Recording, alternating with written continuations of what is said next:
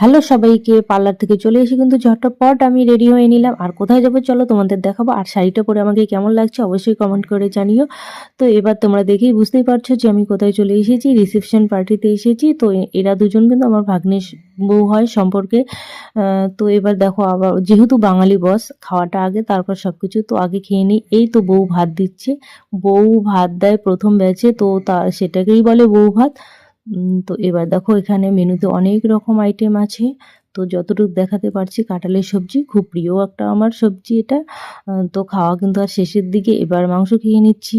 আর পাঁপড় চাটনি ভীষণ পছন্দ আমার, তো খেয়ে নিলাম।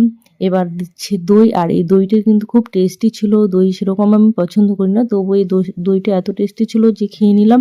আর পুরোটা কিন্তু খেতে পারিনি, তো বাড়ি চলে এলাম। বাড়ি চলে আবার আবার তোমাদের সঙ্গে। তো আমার এই ভিডিওটা কেমন লাগলো অবশ্যই জানিও। টাটা।